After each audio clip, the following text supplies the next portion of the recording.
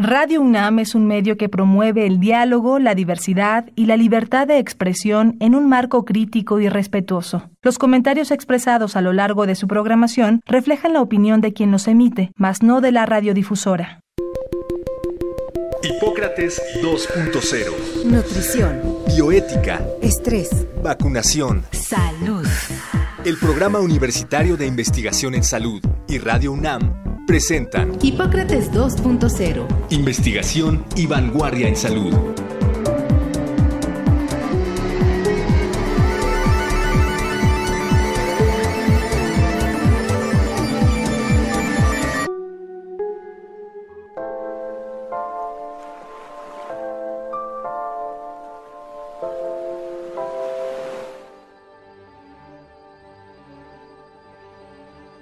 Hola, ¿qué tal? Bienvenidos a Hipócrates 2.0. Yo soy Mauricio Rodríguez. Los saludo con mucho gusto, como cada semana. Agradezco que nos estén sintonizando aquí en Radio UNAM. El programa de hoy vamos a dedicarlo a un tema que ha estado circulando, rebotando en los medios, en las redes, desde hace varias semanas, que es la viruela símica. No lo habíamos hecho antes porque pues, todavía había poca información, se estaba terminando de estabilizar un poco más la cosa.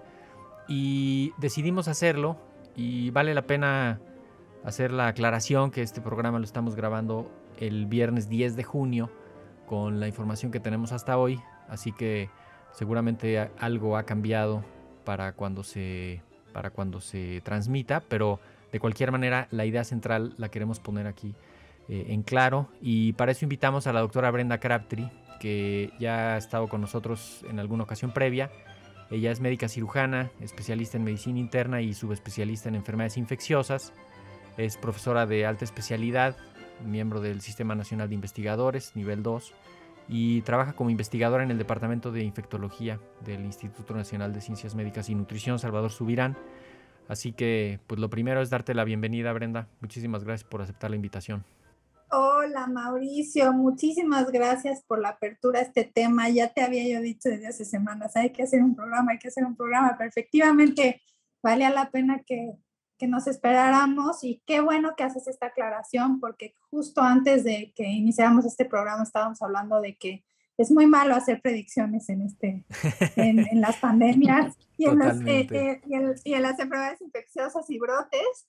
Así es que sí, es muy importante decir que todo lo que vamos a decir ahorita puede que no sea verdad en las siguientes semanas, pero bueno, podemos hacer nuestro mejor esfuerzo por informar lo que sabemos hasta ahora y que la gente tenga presente de lo que se trata la viruela símica. Exacto, además creo que también es importante que en este tipo de fenómenos no se concentre la atención en los números, y que si ya son 10 países, y que si ya son 100 casos, y que si ya es un caso más, y que si uno en Nayarit, sino más bien en el fenómeno integral, en la complejidad que tenga, y que podamos identificar los puntos importantes para la prevención, los puntos importantes para informar y comunicar el riesgo.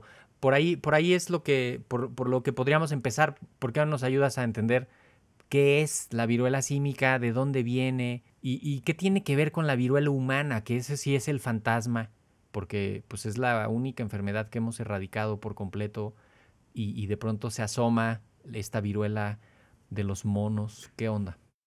Viruela símica, ese es el nombre que consideramos más correcto, pero también se conoce como viruela del mono. Viene de la familia Poxviridae y del género Orthopoxvirus, que eso dice muy poco, pero lo que a lo mejor vale la pena decir es que es un virus tipo ADN. Es un virus mucho más estable, por ejemplo, que el que caracteriza las enfermedades respiratorias, que son virus tipo RNA, que tienen la capacidad de cambiar muchísimo con el tiempo, ¿no? Como lo hemos visto con el coronavirus actualmente en la pandemia, o como influenza, que amerita una vacunación repetida, etc. Estos virus suelen ser más estables. Dicho esto, o sea, la viruela símica se describió por primera vez en un grupo de simios, y por eso se llama así. Recordar que los virus es muy frecuente que tengan reservorios animales, y que ahí están, y que normalmente estas enfermedades pueden estar simplemente en animales. Entonces, en general, la viruela símica se considera una enfermedad zoonótica, que zoonótica viene de la palabra ZO, viene de los animales. Entonces, en términos generales, casi todas las personas y los brotes que se han dado en los últimos años han sido por personas que tienen contacto con las personas, con los animales que son reservorio, como los simios, pero también algunos roedores. Entonces, por ejemplo, en África es un lugar endémico, y ahora que hablabas, o sea, de los números, pues nadie estaba enterado que en todo el 2021, hasta antes de que saliera de los países africanos, ya habían habido más de 300 casos descritos de viruela símica. Y es así como que eso nos hace mucho la conciencia de cómo en el mundo ponemos atención a lo que ya nosotros creemos que nos pone, vamos a acotarlo entre comillas, en riesgo, ¿no? Entonces ya cuando sale el ébola de los países africanos, entonces ya es cuando le destinamos recursos para hacer medidas de prevención, informamos a la sociedad, y en realidad entender que suceden muchas cosas en muchas otras partes del mundo. Entonces, ya en este año habían habido más de 300 casos en África. Entonces, dicho esto, esta es una enfermedad zoonótica, para resumir, que por primera vez se encontró o se describió en humanos hasta los 70s, ¿sí? Vienen de la misma familia de virus que la viruela humana, y si quieres ahorita hablamos un poco más de esto. Y en los 70s fue como el primer brote que se encontró entre los humanos. Se cree que es mucho más fácil la transmisión entre los animales que están infectados a los humanos que entre humanos. Le agrego aquí, Brenda, que ha llamado más la atención, primero pues porque ahora sí, ya le pegó a los blancos. Está en 42 países, se ha identificado como una transmisión un poco más rápido de las veces previas, y eso llama la atención. Ciertamente no nada más es de que a los otros brotes no se les hacía caso, pero justamente estaban contenidos, estaban más o menos localizados, pero ahorita de pronto 1, 2, 3, 4, 42 países en menos de 4 meses, pues como que sí les llama la atención. 1,500 casos, casi ya 1,600 casos, que a reserva de lo que nos comentes, pero también es producto de que los sistemas de vigilancia y alerta epidemiológica están mucho más sensibles, y entonces pues también están cachando más, ¿no? De hecho, creo que puede obedecer a eso que tú estás diciendo, ciertamente, por supuesto, pero que también, o sea, a los países a donde se salió fuera de los países endémicos, los países africanos endémicos, cuando sale, pues las sociedades se comportan totalmente distintas. Entonces también, o sea, decir que es porque este virus es más transmisible es un error, porque francamente no lo sabemos. O sea, en este momento no hay evidencia de eso y no podemos decir que así lo es, aunque sé que muchos medios, incluso médicos y así, están queriendo decir que qué tal que esa es la razón. Y es posible, pero como dije, este virus es mucho más estable que otros. Y luego además, decir que el mundo es bien distinto ahora que en los 70s, ¿no? Entonces, tal vez es resultado del comportamiento actual, de la globalización, de la sobrepoblación del mundo, y no necesariamente del virus, ¿no? Sí, que encuentra las condiciones para transmitirse de manera más fácil. Estaba más contenido ciertamente en Nigeria, en República Democrática del Congo, ¿no? Estaba ahí más o menos contenido, pero cuando entra a un contexto más urbanizado, más exactamente poblado, con población más apretada, claro. Encuentra condiciones distintas, y por eso lo empezamos a ver de pronto tan rápido en otros lados. ¿Cómo es la presentación clínica? También a veces no queda claro, no sabe ni siquiera qué se anda buscando, ¿no? Y qué tanto se complica. Entiendo que hay como 2 etapas, ¿no? Como una etapa inicial de síntomas generales, un poquito localizados, pero luego ya en lesiones en la piel. Primero decir que habíamos dicho que era este virus de la viruela símica, es como la prima hermana de la viruela humana, ¿no?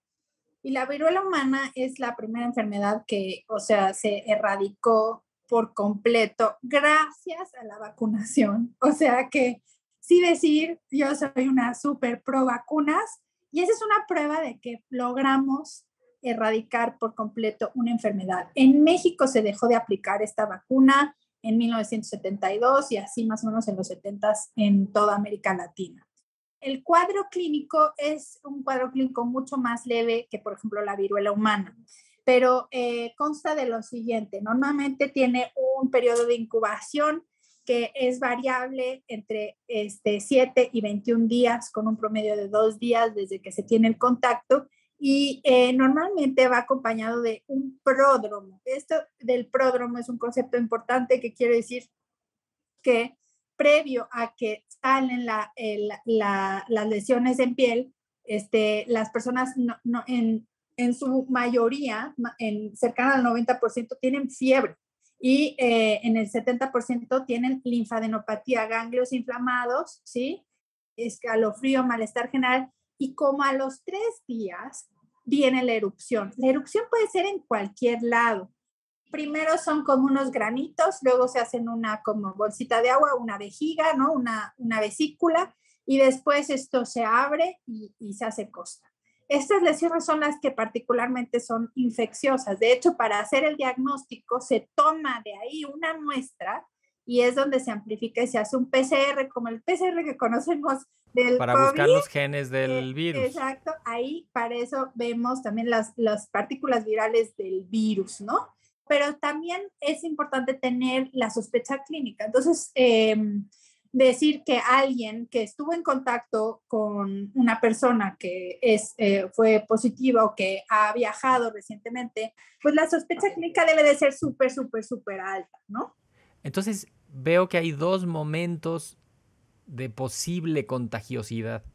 Cuando el virus está, digamos, en esta etapa inespecífica de fiebre, ataque al estado general, dolor de ganglios, dolor de cuello, lo que sea, que ahí podría ser que el virus esté en la saliva, en el moco, y que ahí hubiera contagio. Y luego, cuando ya se va la piel, entonces el virus va a estar en las lesiones. Entonces, digamos, el primero que debe de estar protegido es el personal de salud cuando vea a una persona con lesiones, guantes, ¿no? Cubrebocas, etcétera, ¿no? Y también identificar estos 2 momentos de posible contagio, ¿no? No nada más el del contacto directo con las lesiones de la piel, sino el de unos días antes con la saliva, con el moco, etcétera, ¿no? Es correcto. Y entonces la verdad es que es mucho más eficiente en esta segunda parte, pero sí tiene que haber un contacto íntimo, ¿no? Si yo tengo viruela del mono y duermo con mi hija, pues ese es un contacto íntimo donde pues también decir que los fomites, o sea, los objetos inanimados pueden transmitirlo, ¿no? O sea, las sábanas, la misma por tela ejemplo, de la ropa. Exactamente. La transmisión es por contacto muy cercano, ¿no? Y es mucho más la capacidad contagiosa cuando ya han habido estos brotes, ¿no? Entonces, sí, efectivamente es importante para el personal de salud estas medidas que tú mencionas, Mauricio, me parece muy importante, pero que también el aislamiento tiene que ver con que una vez que se identifica un caso, tiene que estar aislado de todo contacto íntimo y el manejo adecuado de los artefactos con los que uno, las sábanas, ¿no? Sí, la ropa, las gasas, los Kleenex, ¿no? La toalla con la que te secas, ¿no? Exacto, pero bueno, y esto es hasta que se acabe, está en fase de costra todas las lesiones. Y las lesiones pueden ser 3 o pueden ser 30, ¿no? No hay una diferencia. Y la verdad es que esta enfermedad, fuera de los países endémicos, la mortalidad es muy baja, muchísimo menos letal que, por ejemplo, la viruela humana. Y el tratamiento es sintomático. Si bien hay ciertos antivirales que nosotros sabemos que podrían funcionar por las características de este virus ADN, la realidad es que no hay ensayos clínicos ni evidencia científica ni experiencia con el uso de estos antivirales. Entonces, en este momento no es una cosa que recomendemos, pero bueno, a lo mejor esta información cambia pronto pero en realidad el tratamiento es de soporte, tratamiento sintomático y aislamiento. Como todos los brotes infecciosos o pandemias, las 3 Is son las importantes. La primera es identificación, la siguiente es aislamiento, o sea, isolation, ¿no? De inglés, y la otra es información, ¿no? Entonces, informar a los contactos o informar a la comunidad. Hay mucho miedo de que pudiera regresar la viruela humana desde hace tiempo. Parece que solo hay en un par de laboratorios y es una cosa muy controlada, pero de cualquier manera se han hecho esfuerzos para tener vacuna contra viruela. Y también, si no me equivoco, vacuna contra viruela símica por algunos brotes previos, pero ni de chiste es un problema generalizado, ni de chiste es un asunto como para vacunar a todo mundo. Yo creo que ese mensaje también es muy importante enfatizarlo, ¿no? No sé qué decir, Mauricio. Como dijimos al principio, el mundo es muy distinto ahora, ¿no? Y sí, el crecimiento ha sido inesperadamente exponencial. Y si bien en realidad no se ha muerto nadie por esto, ¿no? Yo sí creo que la prevención es siempre una opción a seguir, ¿sí?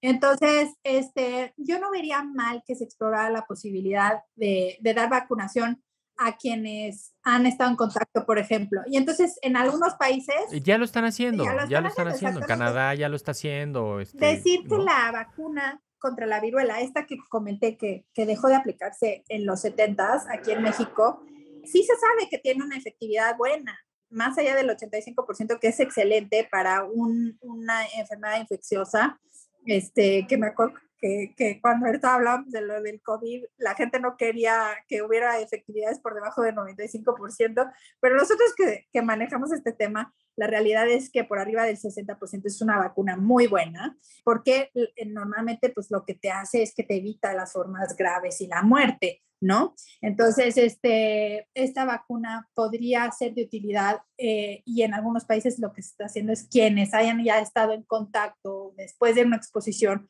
darlo únicamente en esas personas. Y eso no quiere decir que la medida ahora nos invita, como ha sido el crecimiento exponencial de los casos a nivel mundial, pues ya nos obliga a pensar que debemos de vacunarnos todos otra vez. No lo sé porque yo creo que nos falta un poco de ver hacia dónde va y todo esto. Normalmente antes, como es un cuadro muy evidente y realmente fácil de diagnosticar una vez que lo tienes presente como clínico, se puede contener fácilmente, ¿no?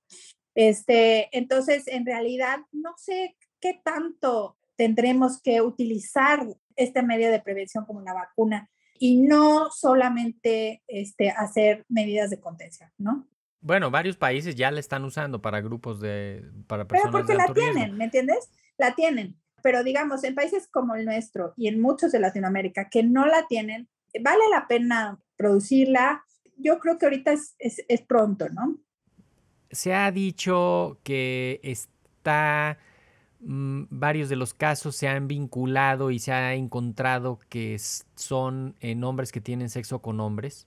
Incluso la Organización Mundial de la Salud como que lo ha puesto sobre la mesa y ha dicho, se ha visto que varios de los casos, no sé si la mayoría, están en esta situación y esto tiene por un lado una utilidad especial porque puedes advertir el riesgo en poblaciones específicas, pero también puedes generar estigma y puedes generar discriminación y puedes generar y provocar que la gente no vaya a atención médica y que se siga propagando la infección. Pero, ¿qué se te ocurre pues con esta parte? Varias cosas que quisiera yo decir, y este es un tema para mí importante personalmente porque me recuerda perfectamente a lo que yo me he dedicado toda la vida, que es a las personas que viven con VIH, y tenemos que tener muchísimo cuidado en cómo manejamos y nos referimos a esto, ¿no? Porque recordar, por ejemplo, en los 80s decían el cáncer gay, refiriéndose al sarcoma de Kaposi, que está más asociado a las personas que viven con VIH en etapas avanzadas, pero que no solamente sucede en personas que viven con VIH. Hacerlo de un solo grupo hace que haya discriminación, que las personas se sientan con miedo a la atención, pero que también las otras personas que también son susceptibles de infectarse crean que no es su problema.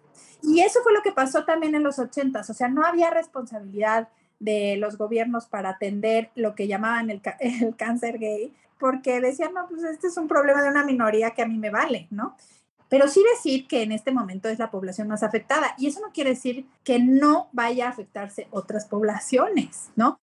No es una infección de transmisión sexual, pero sí es una infección de contacto íntimo.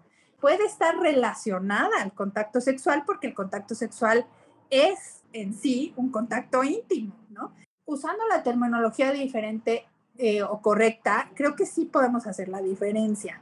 Todo el mundo es susceptible a infectarse, sobre todo aquellos que son menores de 50 años, porque pues es posible que los que sí recibieron la vacuna podrían tener cierta protección, incluso hasta este momento, porque como dije, es un virus súper estable, que a lo mejor la protección dura mucho, es muy duradera. ¿Hasta qué punto? No lo sabemos. Pero sí, la gente joven, hombres, mujeres y niños, podrían adquirir viruela símica. Ahora bien, efectivamente y epidemiológicamente sí se ha presentado más en hombres que tienen sexo con hombres porque evidentemente el contacto sexual es un contacto íntimo. Pero también como que sonaría como a que todos estamos en riesgo, como que sí es un riesgo generalizado, pero no, o sea, todos todavía los que no han tanto, estado en ¿no? contacto estrecho con Eso. alguien. Es lo mismo que el VIH, Mau. O sea, lo que trato de explicar es que todos podemos adquirir VIH. Las personas que tenemos vida sexual activa, todos podemos adquirir VIH, ¿no? Ahora, ¿sí es más prevalente en cierta población? Sí. Entonces, es población más expuesta. Entonces, esto no es una cuestión alarmante, es solamente decir, todos podemos adquirirla. Ahora, ¿quiénes están más expuestos? Esa es la otra pregunta. Entonces, ¿quiénes están antes? Los que han tenido un contacto estrecho, íntimo, con quienes probablemente tengan un cuadro sugestivo sugerente, ¿no? Por ejemplo, el antecedente de viaje inmediato, ¿no? En los últimos días, haber estado con personas que tengan antecedentes de viaje, con personas diagnosticadas, o sea, como que también hay unos sitios de... Sí. O sea, ahorita si fuiste a Puerto Vallarta, ¿no? Tuviste contactos sexuales allá y empezaste con fiebre y linfadenopatía, pues sí, ve al médico. Pero esto de haber ido de viaje va a durar poco si esto se sigue. Va a durar poco, todavía, lo menciono ahorita como que porque todavía podría ser parte es como cuando empezó que... el COVID, si venías de Europa, Exacto. ¿no? Ya, después de un mes Ajá. y medio, pues eso ya, ¿qué, no? De hecho, la primera alerta creo que decía solo de los que venían de la Italia. región de Wuhan, ¿no? Ajá. ¿Qué escenarios posibles ves en esta situación con la viruela símica y qué sugieres que hagamos como población general? Es muy difícil, como ya dijiste, es muy difícil predecir, pero no es lo mismo tener un virus respiratorio. Creo que esa aclaración es la primera, ¿no? No es de la magnitud de COVID, por 1000 razones. No, o sea, es un virus mucho más estable. Para adquirirlo, sí de verdad tienes que tener este contacto íntimo, ¿no? Entonces, que no es lo mismo que lo que ha pasado con influenza o lo que ha pasado con coronavirus, que en realidad pues es un virus, entonces está en el aire, entonces está difícil, Puedes ¿no? subir un elevador donde estornudó alguien antes que tú. Correcto, entonces, ¿no? O sea, digo, ya hay mucha más población vacunada, todo esto se ha mitigado muchísimo ya, pero nadie está como realmente tan preocupado, pues porque ya no estamos en el escenario de que nadie teníamos anticuerpos, ahora ya muchas personas lo tienen y entonces estamos en otro escenario. Mi pensamiento es una enfermedad bastante evidente que se puede contener, entonces, los brotes que han sucedido antes se han ido, ¿no? Después de cierto tiempo, ¿no? Nuevamente vuelvo a lo mismo, el mundo es bien distinto ahora y nuestro comportamiento también lo es y hemos venido de una situación de encierro que nos ha hecho recuperar todo lo que no habíamos hecho. Entonces, también ahora a la gente tomar cuidados le cuesta mucho más trabajo y es muy humano esto. Yo no estoy diciendo, o sea, aquí no juzgo si está bien o está mal, simplemente que pues necesitamos de las personas y del contacto.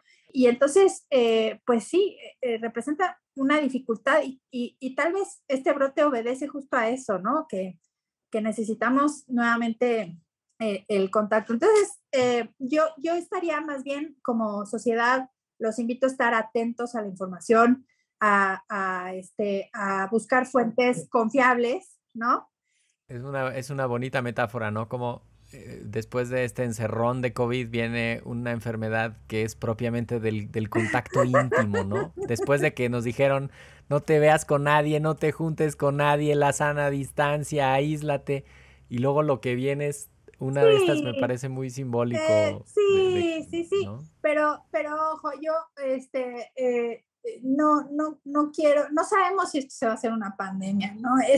Espero que con esto sea menos aventurada, pero tiene muchas menos probabilidades que un virus respiratorio, ¿no? Creo que esto de aprender a ir a la atención médica si se tiene síntomas, ¿no?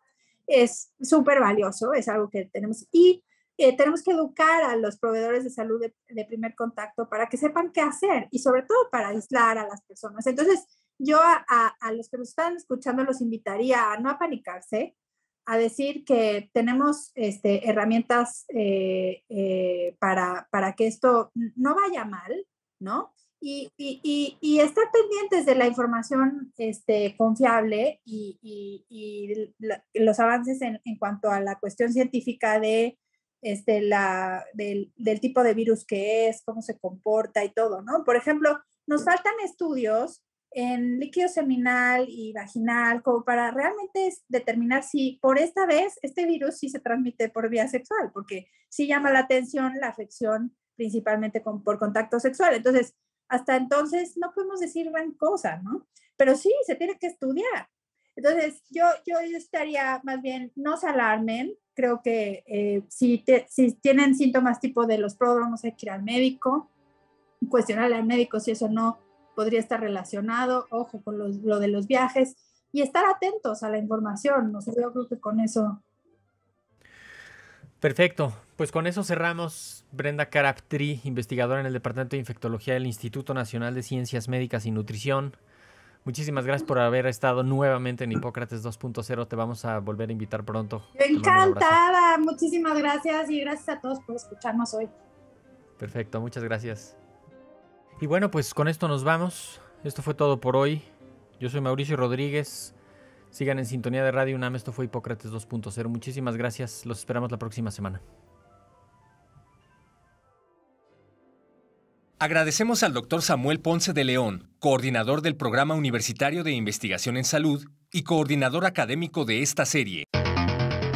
El Programa Universitario de Investigación en Salud y Radio UNAM agradecen tu escucha. Te esperamos la siguiente semana para platicar sobre lo último en materia de salud e investigación en Hipócrates 2.0.